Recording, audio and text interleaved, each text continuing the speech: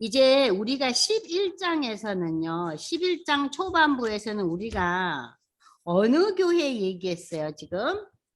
예루살렘 교회에 가서 지금 베드로가 설명 보고하잖아요. 이방인이 예수 믿어서 저들이 성령 강림 체험해서 내가 세례주고 같이 밥도 먹고 잘 지내다 왔다고. 근데 예루살렘에 있는 이 유대 그리스도인들은 굉장히 처음에 그 소문을 듣고 기분이 안 좋은 거예요. 이제 이 베드로의 설명을 들은 거예요. 자, 이렇게 모교회인 이 예루살렘 교회는 어떤 의미에서는 본교회이긴 하지만 시대적으로는 조금 뒤지고 있죠. 그죠? 이 복음이 지금 전 세계로 향해 가야 되는데 이 예루살렘 교회는 어떤 교회예요? 유대 땅에만 멈춰져 있는 거예요. 그런 의미에서 이 하나님께서 엄청난 핍박을 가하게 하셔서 이 예루살렘 교회가 분산되잖아요. 흩어지게 되는 것이 유대인들이 흩어지게 돼 있잖아요. 그 하나님의 놀라운 성령의 역사죠. 거기만 머물러 있었으면 어쩌겠어요. 그래서 이제 이 교회는 모교회이긴 하지만은 이제 교회의 중심이 달라지고 있어요. 이제 예루살렘 교회에서 어떤 교회로 옮겨가느냐? 안디옥 교회로 옮겨가는 거예요. 이방의 선교 센터가 되는 안디옥 교회. 그래서 이제 예루살렘 교회가 모교회였고 사도행전 2장에 놀라운 성령 강림의 역사가 일어났고 거기에서 집사제도가 생기고 또 스데반이 그야말로 순교 당하면서까지 복음을 전하는 그런 놀라운 은혜로운 교회였지만 그리고 엄청난 사람들이 예수 믿기 시작했잖아요. 그러나 이 복음은 이제 유대 땅에서 사마리아로 저 이제 소아시아 터키 지역으로 그리스 땅으로 로마로 이제 그 쫙 펼쳐지면서 성교의 중심지가 이제는 예루살렘 교회에서 안디옥 교회로 옮겨지고 있어요. 그래서 이 11장이 그 부분을 여러분들이 잘 생각하시고 읽으셔야 됩니다. 11장. 그때 19절부터 이제 챕터가 달라지죠. 앞에 11장 초반부는 예루살렘 교회 얘기했죠. 그러면 이제 19절부터는 안디옥 교회 얘기예요. 그때 스데반의 일로 일어난 환란으로 말미암아 이제 예루살렘 교회에 흩어진 자가 있었잖아요. 여러분 아시잖아요. 흩어진 자들이 어디로 갔느냐? 베니게와 구브로와 안디옥. 여러분들 여기 지도를 여러분들 페이지를 한번 쭉 마지막에 제가 한번 펼쳐볼게요. 그 지역을 한번 보시겠습니다. 44페이지 여러분들이 혹시 지금 프린트를 집에 계셔서 갖고 계신 분들은 44페이지를 한번 펼쳐보세요. 44페이지 펼쳐보시면 두 번째 지도를 한번 보세요. 두 번째 지도. 보셨죠? 44페이지. 자, 두 번째 지도 보면 요 섬에 구브로가 나오죠. 이 구브로가 오늘날로 말하면 사이프러스 섬이에요. 사이프러스 섬 들어보셨죠? 네, 그리고 저 위에 오른쪽에 안디옥이 나오죠. 안디옥 보이셔요? 이게 세계 선교 센터가 되는 거예요. 이 안디옥. 그리고 이제 밑에 수리아가 있고 요 예루살렘 가이샤라 나오잖아요. 그럼 예루살렘과 수리아라고 써 있는 이 중간 지역에 이제 두로와 시돈이 있고 이제 베니게가 이 지역에 있었어요. 베니게. 요 안 수리아라고 써 있는 그 옆이 이 베니게 지역이에요. 거기다 써 놓으세요. 여러분들이 개인적으로 그 프린트에 44페이지 찾으셨어요? 네. 그리고 맨 밑에 그 지도 바울의 2차 선교 여행 찾으셨어요? 네. 거기 보면은 중간에 구브로 섬 보이죠? 네. 지중해 동쪽에. 그리고 안디옥 보이죠? 네. 그리고 수리아 밑에 이렇게 파란색으로 이렇게 했으면 그 지역이 베니게 지역인데 거기다 베니게 써놓으세요. 그러니까는 지금 복음이 예루살렘에서 벗어났잖아요. 그리고 이제 북쪽으로 사마리아와 이제 이 북쪽으로 쭉 이렇게 위로 올라가면서 이제 안디옥까지 가는 거예요. 그래서 이 구브로와 구레네는 이제 여러분들이 말하자면은 구브로와 안디옥까지 이르러 유대인에게만 말씀을 전하는데, 자, 저도 흩어진 사람들은 누구예요? 유대 그리스도인들이죠. 저들이 유대인들의 핍박으로 인해서 어디로요? 북쪽으로 지금 가고 있잖아요. 그죠? 예루살렘을 떠나서 북쪽으로 올라가고 있어요. 그 지역이 베니게와 구브로와 그 섬과 안디옥까지 올라갔어요. 예루살렘에서 너무나 그 유대인들에게 이제 핍박을 당하니까 가가지고 거기서도 그 지역에 있는 유대인에게만 말씀을 전했어요. 복음을 전했어요. 근데 그 중에 구브로와 구레네 몇 사람이, 이 구레네는요 애굽에서 맨 위에 있는 지역이라 그랬어요. 그래서 몇 사람이 안디옥에 와서 헬라인에게도 말하여 주 예수를 전파하니, 자 여기 보시면요, 이 구브로 이 사이프러스 섬과 이 구레네는 여러분들 그 애굽의 맨 위쪽에 있는 그 사람들이기 때문에 얼굴이 검지만 그이들이 헬라의 영향을 받은 헬라파 그 유대인들이 많이 있었어요. 그래서 헬라파 유대인들은 언어를 뭘 잘 써요? 헬라어를 쓰잖아요. 물론 유대인들은 어디를 가나 지네 언어를 지켜요. 지네 언어를 지켜요. 그렇지만 자기네들이 교육받고 일상생활을 헬라 문화권에서 하기 때문에 오늘날로 말하면 영어를 하는 거예요. 카나다나 또는 영국이나 무슨 호주나 뉴질랜드 살거나 홍콩 살면 다 못 써요. 영어 쓰잖아요. 한국 사람들도. 그죠? 그래서 저들이 헬라인에게 예수를 전했어요. 자, 그러면 여러분들 여기서 이 19절과 20절에서 두 그룹으로 나눠지죠. 보십시오.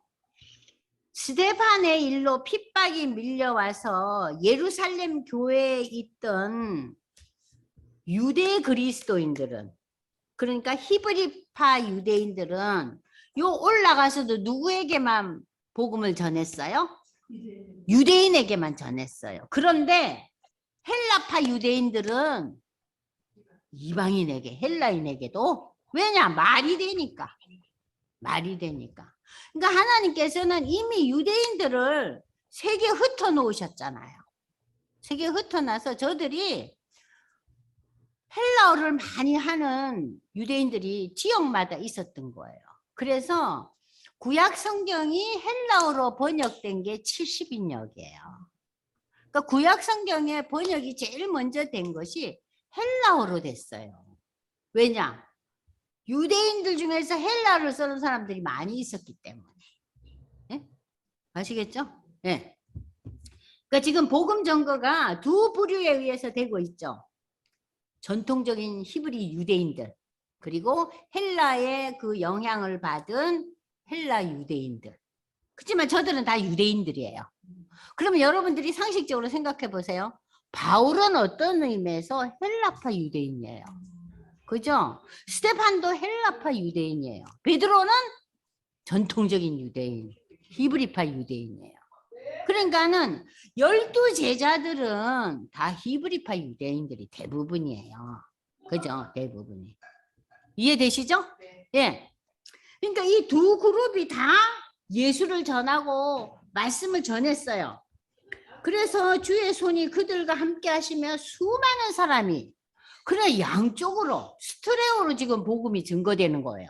하나는 유대인들에게, 하나는 헬라어를 말하는 그 당시에 모든 나라의 그 사람들에게 복음이 전파됐다 이 얘기예요. 그래서 예루살렘 교회가 이 사람들의 소문을 듣고 바나바를 안디옥까지 보내니, 그래도 모교회는 예루살렘 교회잖아요. 그러니까 저들이 지금 예루살렘 교회가 걱정이 됐어요. 아니, 이방인들에게 복음이 증거된다고 해서 저들이 제대로 하고 있나? 저들의 복음이 뭔가 물이 타진 게 아닌가 걱정이 되는 거예요. 그래서 그 대표적인 인물 누구를 보내요? 바나바를. 예루살렘 교회의 지도자였고 위로자였고 온화한 바나바를 안디옥에 파송을 보냅니다. 가서 동향을 살피고 네가 복음을 제대로 전하는지 네가 좀 가르쳐라 하고 보내는 거예요. 왜냐하면은 안디옥 교회에서는 예루살렘 교회에서 이렇게 훈련을 받고 지도자적인 역할을 한 사람이 없었어요. 그러니까 안디옥에는 헬라파 유대인, 히브리파 유대인들이 엮어져 가지고 예수는 전했는데 확실한 이 지도자가 없었던 거예요. 그래서 예루살렘 교회가 누구를 파송했다고요? 바나바를 파송했어요. 먼저 그가 이르러 하나님의 은혜를 보고 기뻐하여 모든 사람에게 굳건한 마음으로 주와 함께 머물러 권하니 바나바는 착한 사람이요 성령과 믿음이 충만한 사람이라 이에 큰 무리가 죽게 더하여지더라. 바나바의 역할이 컸죠. 그런데 이제 바나바가 너무 바쁜 거예요. 힘든 거예요. 혼자서 감당하기가. 그래서 바나바는 사울이 처음 예루살렘 교회에 왔을 때 누가 사도들에게 그 바울을 소개합니까? 바나바가. 이 사람이 이러한 경험을 가진 사람이고 옛날에는 핍박자고 해방자였지만 이제 전도자가 됐다. 하나님의 부름을 받은 자라 그러면서 바나바가 예루살렘 교회 지도자들에게 이 바울을 소개했잖아요. 그래서 바나바가 이 안디옥에서 다소가 가까워요. 아까 지도 보시면 그 안디옥에서 왼쪽으로 꼬부라지면 바로 다소예요. 그래서 이 바나바가 바울을 찾으러 가요. 다소에 고향으로 가요. 그래서 바나바가 사울을 찾으러 다소에 가서 만남에 안디옥에 데리고 와서 둘이서 교회 1년간 모여있어 많은 무리를 가르쳤고 제자들이 안디옥에서 비로소 그리스도인이라는 이름을 받게 됐어요. 자, 그러면 그리스도인이라는 이름은 이방인들이 많이 모이는 이방 지역의 교회에서 크리스찬이라는 이름이 불신자들에 의해서 불려졌던 이름이에요. 쟤들은 그리스도인들이야. 누가? 안디옥에 살고 있던 불신자들이. 저것들 별나. 유별나. 그러니까는 지금 하나님께서 예루살렘 교회에서 그리스도인이란 이름이 불려지지 않아요. 왜냐하면 유대인들은 저것들은 이단들이라 그랬잖아요. 그리스도인이라 그러지 않았어요. 정통 유대인들은 예루살렘 교회의 성도들을 이단이라 그랬어요. 응? 나사렛 예수파라 그러고 볼품없는 사람들로 다 여겼단 말이에요. 근데 사실 그 시대에 또 많은 사람들이 그 12사도들이 별로 큰 배움이 없고 또 이렇게 명망이 있는 가정이 없었어요. 그러다 보니까는 이 안디옥에 지금 지도자로 있는 바나바와 바울은 나름대로 바나바도 헬라파 배경을 가진 사람 아니에요. 헬라파 유대인 아니에요. 그죠? 그래서 이 두 사람이 지금 이제 안디옥의 중심 인물이 된 거예요. 안디옥 교회를 이제 교회답게 세워진 두 사람이 지금 이제 1년간 이제 열심히 이제 복음을 전했죠. 그때 선지자들이 여기서 선지자들이라는 것은요. 그 옛날 선지자들이 아니라 교회 내에서 사도는 아니지만 12사도 외에 복음을 가르치고 전달하고 그런 사람들이었어요. 그러니까 교사들이었고 또 그 선지자들이 예루살렘에서 안디옥으로 왔어요. 소문을 듣고 야 안디옥이 뜨겁다더라. 응? 안디옥에 지금 이방인들도 막 예수 믿고 그 바나바를 파송했는데 바나바가 또 바울을 데리고 오고 열심히 지금 하고 있다는 거예요. 그래서 이제 선지자들이 왔어요. 근데 그 선지자 중 온 사람 중에 아가보라 하는 예수 열심히 믿는 그 선지자가 한 사람이 와서 성령으로 말하되 앞으로 천하에 큰 흉년이 들리라 하더니 글라우디오스 황제 때 정말 이 예루살렘에 큰 흉년이 왔어요. 그래서 제자들이 각각 그 힘대로, 여기서 제자들이라는 것은 안디옥에 있는 그리스도인들을 얘기하는 거예요. 자기가 아주 힘껏, 자기네들이 힘껏 모아서 유대에 사는 예루살렘 교회의 형제들에게 부조를 보냈다, 돈을 보냈다는 거예요. 응? 보내기로 작정하고 이를 실행하여 바나바와 사울의 손으로 장로들에게 보냅니다. 자, 바나바와 그 바울의 이제 이 헌금을 걷어서 예루살렘 교회를 도와주는 거예요. 그러니까 안디옥에는 나중에 생긴 이방인들도 있고 유대인들도 있었지만 어쨌든 복합적인 교회였어요. 근데 그 교회가 예루살렘에 큰 위기가 오고 먹을 것이 없다니까 저들이 헌금해서 교회에 이제 이 도움을 준다. 그럼 여러분들 프린트 보세요. 안디옥 교회란 어떤 교회였느냐? 19페이지. 안디옥은 로마 제국에서 당시 세계의 가장 큰 도시가 로마. 오늘날 이집트의 맨 북쪽에 있던 알렉산드리아. 그리고 세 번째로 큰 도시가 안디옥이었어요. 그 당시 우리는 되게 로마밖에 모르고 조금 더 아는 분들이 알렉산드리아까지 아세요. 세 번째 큰 도시가 안디옥이었어요. 하나님께서 이 안디옥을 이제 쓰시는 거예요. 당시 이 도시의 인구가 50만을 넘었으면 대단하죠? 그잖아요. BC 300년경 수리아의 셀루쿠스 왕에 의해 세워진 수리아의 수도인데 BC 64년 로마의 봄페우스에 의해 정복되는 로마의 통치 아래 들어갑니다. 스데반이 순교당한 이후 예루살렘 교회에 가해진 핍박으로 인해 수많은 성도들이 흩어지는데 이 흩어진 성도들은 아까 우리가 봤죠? 베니게와 구브로와 안디옥 지역에 이르러 예수의 복음을 유대인들은 유대인들에게 또 헬라인들은 헬라파 유대인들에게 전했다 그랬죠? 조금 전에 저희가 봤죠? 본문에서 예루살렘 교회는 이 소식을 듣고 안디옥에 지도자를 파송합니다. 그 지도자가 바나바죠.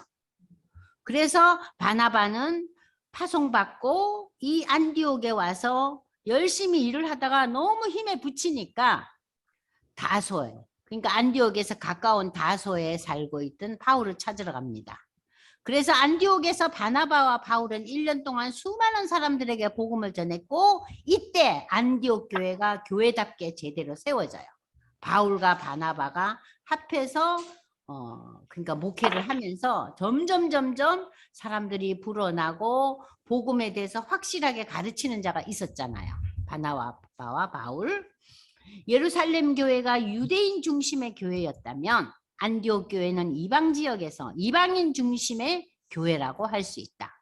물론 유대인들도 있었지만 그 도망쳐 나온 그 핍박 속에서 어려워서 도망쳐 나온 유대인들도 있었지만 이 안디옥이라는 도시가 그 당시 세계 3대 도시였잖아요. 그러니까 이방인들도 전도가 되어 왔어요. 누구를 통해서? 헬라어를 유창하게 하는 유대인들을 통해서.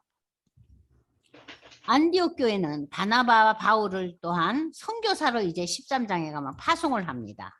이로써 안디옥 교회는 복음을 소아시아와 그리스 땅까지 전하는 이방 선교센터의 역할을 담당하면서 이제 세계에 가장 큰 영향력이 있는 교회는 예루살렘 교회에서 안디옥 교회로 넘어오게 되는 거예요. 아시겠죠? 네, 안디옥 교회. 그래서 안디옥 교회가 굉장히 중요한 역할을 했고 여러분들 머릿속에 안디옥 교회는 야 이방 선교센터구나.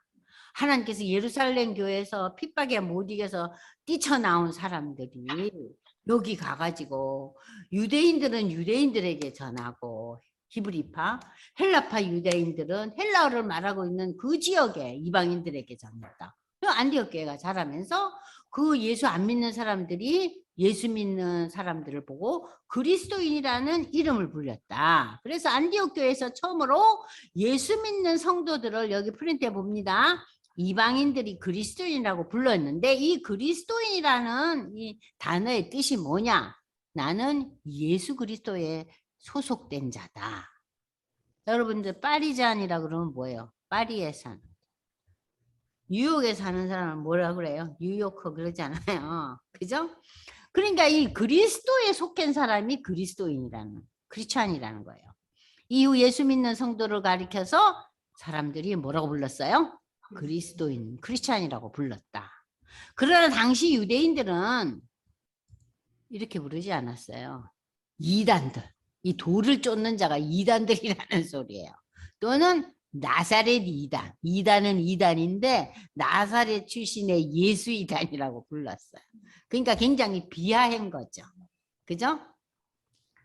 자, 그리고 이제 여러분들이 이제 이 클라우디오 그 황제에 대해서 보시면은 이 클라우디오 황제 시대 때 이 4년 동안 팔레스타인 그 예루살렘 지역의 흉년이 계속 이어졌어요. 이래서 유대 지역은 밥 먹고 살기도 어려운 거예요. 그래서 그 이방 선교 센터인 안디옥 교회가 헌금을 거두어서 예루살렘 교회에 이제 도움을 줍니다. 이 도움을 지금 바나바와 바울이 예루살렘 교회에 그 헌금을 갖고 가는 거예요. 여기 우리가 부조라는 단어가 나오는데 이 부조라는 것은 어려운 사람을 도와주는 일을 뜻한다고 합니다. 그래서 이제 11장 맨 마지막에 11장 초반부에는 예루살렘 교회죠. 11장 후반부는 무슨 교회예요? 안디옥 교회예요. 안디옥 교회. 그러니까 여러분들이 이제 선교의 그 교두보 역할을 하는 것이 예루살렘에서 안디옥으로 넘어오는 거예요. 그리고 이제 12장으로 넘어가면은 때 아닌 일이 벌어져요. 지금 안디옥은 홀홀 불타고 있어요. 그런데 지금 또 난리가 났어요. 예루살렘 교회에. 보십시오. 12절 1절. 그때 헤롯 왕이 손을 들어 교회 중에서 몇 사람을 헤아려 하여 요한의 형제 야고보를 칼로 죽여버렸어요. 이 헤롯 왕은 누구냐? 이 헤롯 왕은 헤롯 아그리파 1세 20페이지입니다. 이 사람은 AD 41년에서 44년까지 3년밖에 그 유대 왕 노릇을 하는데 이 헤롯이 아주 교활한 사람이에요. 그러니까는 이제 그 갈리그라 황제의 마음을 살려고 온갖 비굴한 짓을 다 해가지고 결국은 이제 이 지역의 왕으로 이제 파송을 받는데 이 왕이 되고 난 뒤에 내가 예수 믿는 사람의 편에 들어야 되냐 유대교에 들어야 되느냐 하면서 저울질을 한 거예요. 근데 예수 믿는 자들에게는 별 그렇게 뚜렷한 영향력 있는 영양가 있는 사람은 별로 없고 전부 지도자 계급은 누구예요? 유대교들이고 또 많은 사람들이 유대교란 말이에요. 근데 로마에서는 이 헤롯 왕에게 뭘 주문했냐? 이 유대인들이 소란스럽고 종교 문제도 있고 좀 이렇게 그 유대인들이 억세잖아요. 독립심이 강하잖아요. 그래서 그 당시에 유대 총독을 보내거나 유대 왕을 보내고 이럴 때는 좀 뛰어난 사람들을 보냈대요. 제대로 관리를 하라고. 그러니까 이제 헤롯은 이 유대인들을 어떻게 하면 잘 관리를 해야 될 거냐. 로마의 주문이기도 하지만 그래서 머리를 굴려 보니까 아무래도 유대인들이 더 그 전통 유대인들이 더 힘이 있단 말이에요. 그러니까 그 사람네들한테 잘 보여야 될 거 아니에요. 그러니까는 정통 유대인들한테 잘 보이려면은 그리스도인들을 핍박하는 일밖에 없는 거예요. 그래서 머리를 굴려서 지금 뭐라 그래요? 지금 1절에서 헤롯 왕이 손을 들어 교회 중에서 몇 사람을 이제 뽑아서 이것들을 다 정리정돈시키야겠다 하고 첫 번째 타자로 누구를 지명하여? 요한의 형제 야고보를 그냥 칼로 쳐 죽여버렸어요. 응? 그랬더니 유대인들이 이 일을 통해서 어쨌어요? 기뻐했어요. 응? 기독교인을 탄압하니까 유대인들이 기뻐하니까 헤롯이 의도했던 대로 일이 잘 풀리잖아요. 헤롯이 뭐 너무 득세해가지고 베드로까지 잡으려고 할세 때는 무교절 기간이다. 유대인들에게 중요한 기간이잖아요. 그래서 옥에 가두어서 군인 내식인 내패에게 맡겨가지고 6월절 후에 백성 앞에 끌어내고자 하더라. 이에 베드로는 옥에 갇혔고 교회는 그를 위하여 간절히 하나님께 기도하더라. 자, 여러분들 이 요한의 형제 야고보. 그러면은 이 요한은 누구예요? 사도 요한이에요. 그러면은 이 두 사람이 사도 요한과 야고보가 한 형제예요. 그러면 야고보는 지금 기독교 역사상 첫 번째 순교당한 사도예요. 첫 번째 순교당한 성도 집사는 스데반이고 사도로서는 첫 번째 칼로 죽임을 당하잖아요. 그런데 이 사도 요한은 사도 중에서 가장 오래 살아요. 90이 넘고 100살까지 그 정도까지 살아가지고 계시록을 남겼잖아요. 우리에게. 그러니까 하나님께서 그래도 그 어머님을 위로하셨죠? 아들 하나는 이렇게 젊은 나이에 데리고 가셨는데 하나는 오래 살게 했잖아요. 그래서 이 한 아들은 빨리 죽고 한 아들은 사도 중에서 제일 오래도록 살았어요. 그 사도 요한이 거의 95세 뭐 넘도록 살았어요. 자, 이제 또 베드로까지 옥에 갇혔네. 그러면 베드로가 사도 중에서 제일 손꼽히는 사도였잖아요. 그런데 이 헤로드 왕이 베드로를 딱 감옥에 갇혀버렸어요. 근데 헤롯이 이 갇힌 이 베드로 때문에 이 예루살렘 교회는 간절히 기도했어요.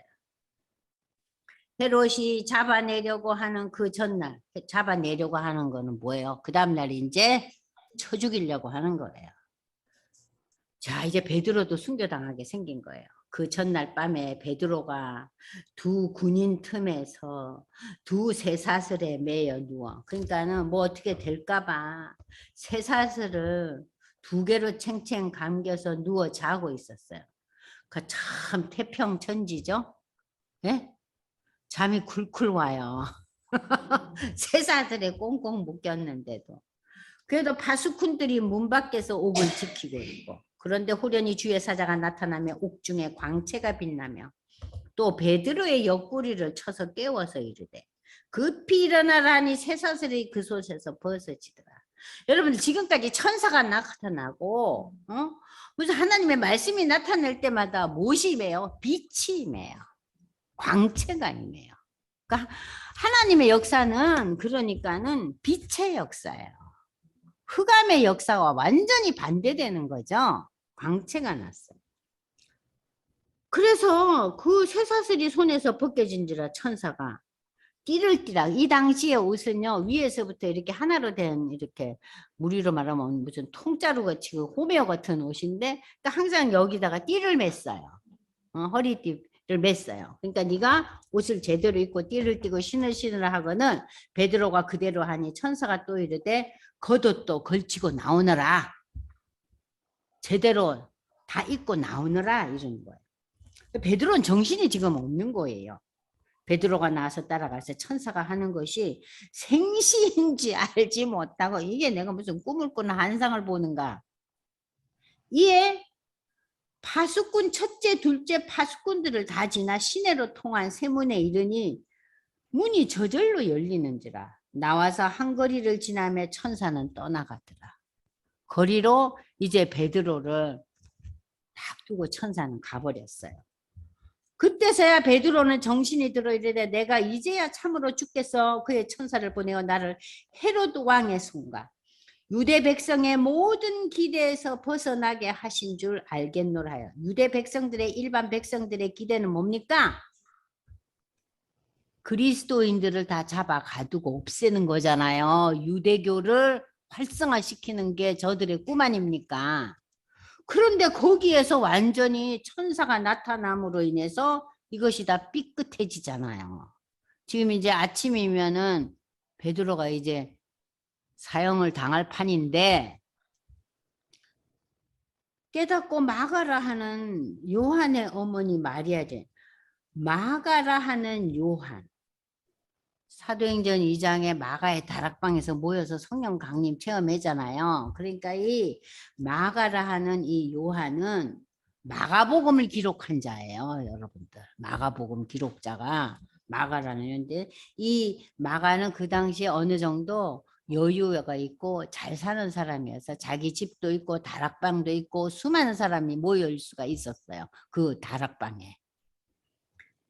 그 집에 이제 베드로가 가는 거예요. 가서 여러 사람이 거기에 모여 지금 기도를 하고 있는 거예요. 가보니까. 그래서 베드로가 대문을 두드리는데 로데로가 하는 심부름하는 여자아이가 깜짝 놀라는 거예요. 감옥에 잡혀가서 이제 새벽에 죽임을 당한 이 사도 베드로가 있으니까 놀라고 너무 기뻐서 문을 제대로 열지도 못하고 사람들에게 뛰어가면서 베드로가 왔다고 그랬더니 너 미쳤냐? 감옥에 꽁꽁 갇혀 있는데 지금 아침에 사형을 당할 사람이 어찌 여기로 오느냐? 여자아이는 힘써 말하되 참말이라 하니 그들이 말하되 그러면은 베드로의 천사인가? 베드로가 문 두드리기를 그치지 아니하니 그들이 문을 열어 베드로를 보고 놀라는지라. 베드로가 그들에게 손짓하여 조용하게 하고 주께서 자기를 이끌어 오게 해서 나오게 하던 일을 다 설명을 해주고 야고보와 형제들에게, 여기서 말하는 야고보는 누구냐면 예수님의 동생이에요. 예. 예수님의 동생으로서 처음에 예수님이 살아계실 때는 이 야고보가 예수의 존재에 대해서 별 신통찮게 여겼어요. 네? 형님을. 그런데 예수님이 십자가에 돌아가시고 난 뒤에 이 야고보가 완전히 헌신해요. 그래서 이 야고보가 예루살렘 교회의 큰 지도자 역할을 합니다. 그래서 야고보와 형제들에게 이 말을 전하라 하고 떠나 다른 곳으로 가니라. 자, 베드로는 여기 있다가는 또 들이닥칠 거 아니에요. 그래서 딴 데로 피신합니다. 날이 새매 군인들이 베드로를 보니까 없지 않아요. 난리가 났어요. 지금 이 감옥이. 헤롯이 그를 찾아도 보지 못하며, 헤롯은 지금 재미가 났잖아요. 그죠? 요한의 형제 야고보를 죽이니까 유대인들이 너무나 기뻐하니까 이제 베드로까지 죽이면 얼마나 기뻐하겠어요? 이 베드로가 없어져 버렸네. 그러니까 헤롯이 완전히 열이 받았죠. 그래서 파수꾼들을 신문하라 그러고 감옥에 갇힌 자들이, 죽일 자들이 없어지거나 문제가 생기잖아요. 그러면 그 파수꾼들을 다 죽여버려요. 그래서 애매하게 파수꾼들이 다 죽어버렸어요. 다 죽었어요. 다 죽으라고 그랬어요. 그래서 헤롯은 열받아가지고 유대를 떠나 가이사랴로 내려가 버렸어요. 아이, 내 계획대로 안 됐구나 하고 이제 떠나버렸어요. 가이사랴.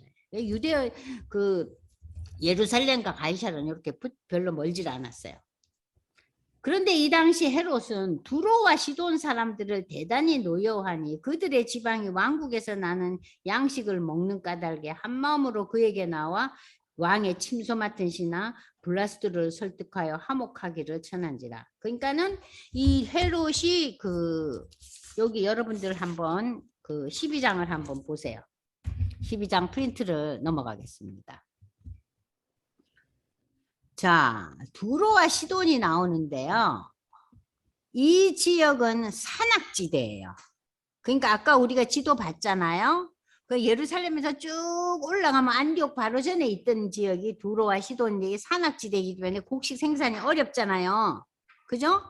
그래서 그 산악지대에는 뭐가 있습니까? 나무가 많으니까 목재를 팔레스타인 지역에 공급하고 양식을 받았는데 당시 두로와 시돈은 곡물을 얻어보려고 헤롯 왕의 한심을 사려고 노력했지만 이 지역에 대한 헤롯의 개인적인 감정이 좋지 않았다고 해요. 아마 그 두로와 시돈이 그 헤롯에게 여러 가지 뭐 뇌물이라든지 이런 선물이 부족했는지 하여튼 헤롯이 기분이 안 좋았대요.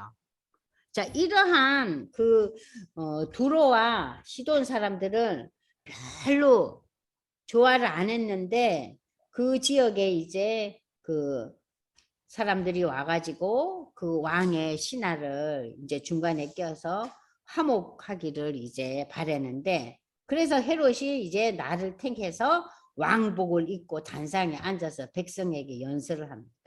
그래서 이제 이 헤롯이 보세요. 힘이 이제 지금 많이 생겼잖아요. 유대인들도 헤롯을 좋아하잖아요. 그죠?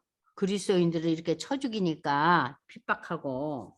그래서 이제 이 헤롯이 굉장히 오만을 떠는 거예요. 저 단상에 앉아서 연설을 하는데 백성들이 더 희한해요. 이거는 사람 소리가 아니네. 하늘의 소리네. 그러는 거예요. 응? 신의 소리요. 그러면서 막 그 우리가 저기 운동 경기 할 때 막 열광하는 거 있잖아요. 붉은 악마들 뭐 소리치고 난리 나잖아요. 근데 지금 여기 이 백성들이 모여갖고 헤롯에게 환호를 하는 거예요. 그러니까 헤롯이 우쭐해가지고 영광을 하나님께 돌리지 아니하므로 하나님의 사자 천사가 나타나서 벌레에게 먹혀 죽었다 그랬어요. 이 벌레라는 게 뭐예요? 요즘으로 하는 바이러스죠. 그러니까 바이러스 질환이 침범하면 요즘은 항생제가 많지만 그 시대는 그런 게 없으니까 즉각 죽어버리는 거예요. 그날로 그냥 그 시에 즉시 죽었네요. 자, 23절이 즉시 죽어 벌레 먹혀 죽으니라. 헤롯은 AD 41년에 왕이 됐어요. 그러니까 지금 이게 44년에 일어난 일이면은 유대 왕 노릇을 3년밖에 못한 거예요. 하나님이 그냥 쳐 죽여버렸어요. 네? 하나님께 돌려야 할 영광이 자신이 가로챈 결과 급작스럽게 죽음을 당해요.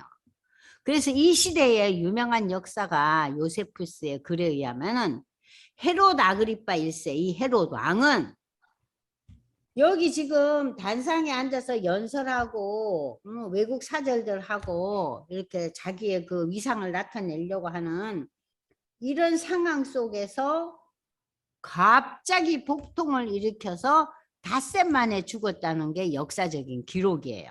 근데 이제 성경에서는 어때요? 주의 사자가 고치니 벌레에게 먹혀 죽으니라. 그러니까 금세 죽었죠. 죽었어요. 헤롯은 이렇게 급작스럽게 죽어요. 난데없이. 자, 이건 뭐예요? 하나님이 완전히 심판자이신 거예요. 하나님이. 너 안 되겠다. 너는 그만해야겠다. 쳐 죽여버렸어요. 응? 너는 안 되겠다. 자, 그러면서 이제 하나님의 말씀은 흥황하여 더하더라. 바나바와 사울이 부조하는 일. 예루살렘 교회에 도우러 왔잖아요. 부조하는 일을 마치고 마가라 하는 요한, 마가복음을 쓴 요한을 데리고 예루살렘에서 돌아오니라. 어디로? 안디옥으로 돌아왔어요. 그래서 이제 13장에 가면은 안디옥 교회는 어떤 교회였느냐? 안디옥 교회는 이제 13장에 와서 바울과 바나바를 선교사 파송을 하면서 이제 사도행전 13장부터 바울의 선교 여행이 시작됩니다. 그러면서 이 선교 여행을 통해서 이제 안디옥을 중심으로 해서 안디옥이 소아시아에 그 있었잖아요. 소아시아 터키 지역이 복음화되는 거예요. 그리고 2차 전도 여행에서 그리스 사람이 나타나서 바울을 보고 손을 흔들어요. 그래서 이제 바울이 그리스로 넘어갑니다. 그래서 그게 이제 여러분이 잘 아시는 빌립보, 그죠? 그리고 그 다음에 데살로니카, 그리고 아덴의 고린도를 거쳐서 이제 전도 여행이 2차에 계속되고 3차에는 1차, 2차 전도 여행지 전체를 다 가고 바울이 마지막으로 로마로 돌아가요. 로마로 갈 때는 제수의 몸으로 가는 거예요. 그게 사도행전이에요. 그래서 이제 13장부터 시작되는 바울의 이제 그 선교 여행. 그러니까 안디옥 교회가 오는 사람을 가르치기 위해서 바나바를 예루살렘 교회에서 파송했잖아요. 그랬더니 바나바가 머리를 살살 굴려가지고 바울을 끌어들여요. 그랬더니 이 교회가 점점 자라잖아요. 그래서 이 안디옥 교회가 제대로 세워지니까 이 교회는 바나바와 바울을 선교지로 파송해요.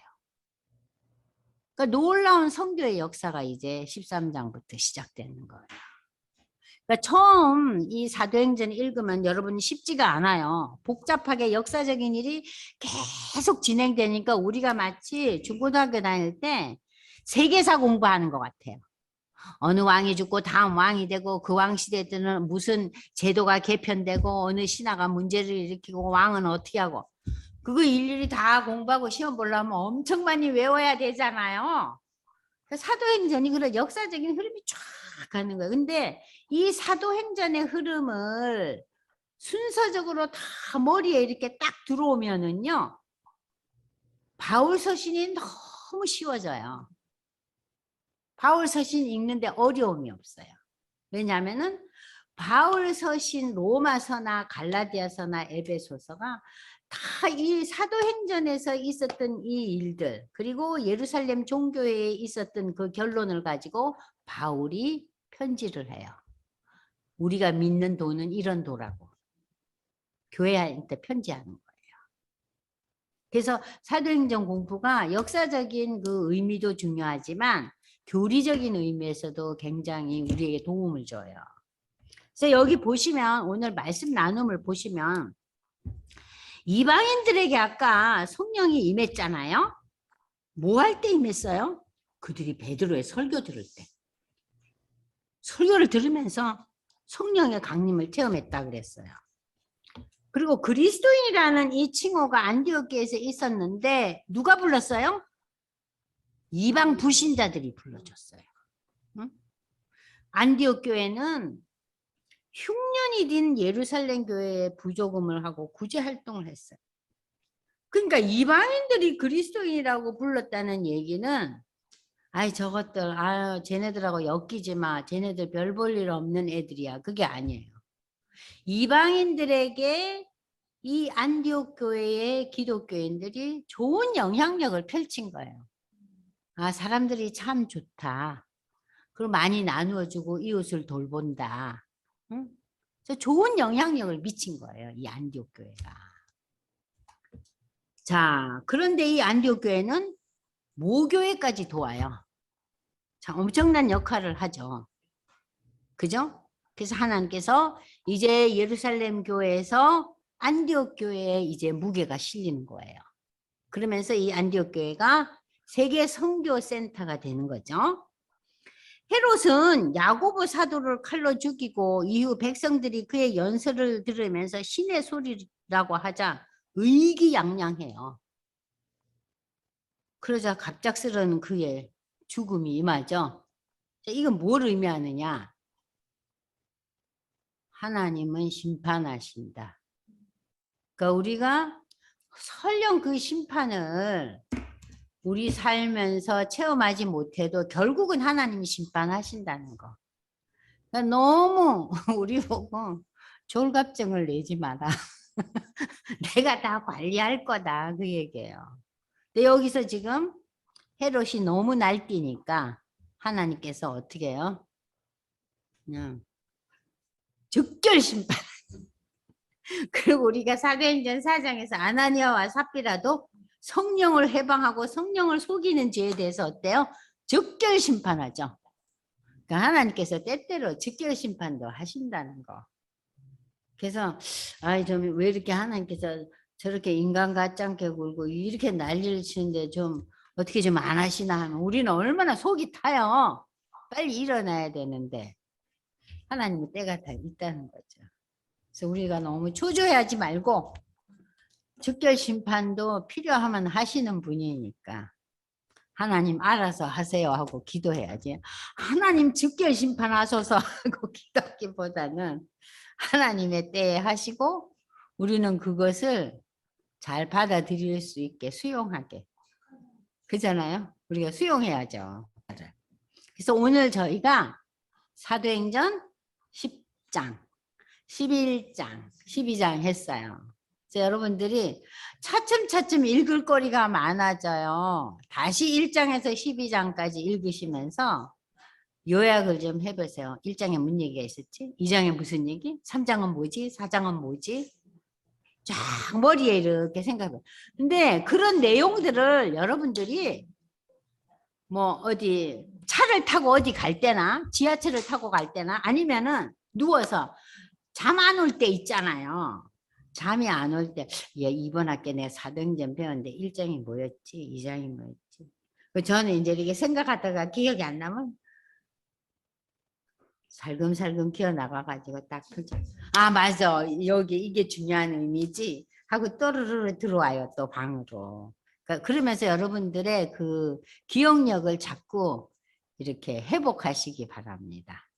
자, 오늘 여기까지 하시고, 여기 이제 집사님들 오늘 또 권사님들 잘 들으셨어요? 잘 들으셨는지요? 그러면 이번 그 한 주 동안 사도행전 1장에서 여러분들 12장까지 읽어보시고 그 하나님의 그 순차적인 그때그때 때를 따라서 그야말로 톱니바퀴 두 개가 이렇게 막 맞물려서 돌아가듯이 역사의 진행 과정이 쫙 펼쳐져요. 참 놀라운 역사죠. 그래서 이 신약에서 역사적인 스토리텔링은 사도행전밖에 없잖아요. 구약은 많았죠. 구약은 많죠. 창세기도 스토리텔링이잖아요. 그죠? 그리고 출애굽기도 그렇잖아요. 그리고 뭐 열왕기, 역대기서 다 그렇죠. 응? 근데 이제 이 신약에서는 사도행전만 역사적인 기록이에요. 그래서 여러분들이 이번 한 학기 동안 신약의 예수님 이후에 그 사도들의 시대와 기독교가 정립되고 기독교가 제대로 신앙의 그 도를 가진 이 기독교가 과연 어떻게 처음에 이제 이루어지고 그것이 전 세계에 전파되고 있는가 하는 그 과정을 제대로 파악하시려면 사도행전을 반드시 읽으셔야 되고 이걸 완전히 파악을 하시면은 많은 도움이 돼요. 그래서 지금 우리 오늘의 시대를 우리는 사도행전 29장이라 그러잖아요. 지금 우리가 사도행전이 28장 끝나거든요. 그러니까는 오늘 살고 있는 우리는 사도행전 29장입니다. 기도하겠습니다. 하나님 아버지, 저희가 오늘 사도행전 10장, 11장, 12장을 공부하면서 하나님의 오묘하신 섭리와 역사의 다스림을 다시 한번 배웠습니다. 이러한 배움들이 차곡차곡 잘 쌓여져서 우리가 하나님을 더 깊이 알게 되고 예수 그리스도의 십자가의 공로로 우리가 죄사함 받고 하나님의 자녀 되어 이렇게 성령의 선물을 받음으로 성경을 이해하고 성경을 읽으면서 기뻐하는 하나님 백성 되게 하심을 감사드립니다. 우리의 이 기쁨과 감사가 천국 가는 그날까지 계속 이어질 수 있도록 우리를 성령으로 충만케 축복해 주시옵소서. 우리가 구하는 축복이 세상적인 축복이 아닌 하나님에 대한 이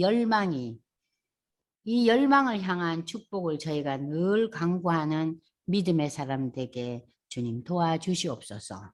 오늘도 귀한 말씀 주심을 감사드리며 예수님의 이름으로 기도드리옵나이다. 아멘.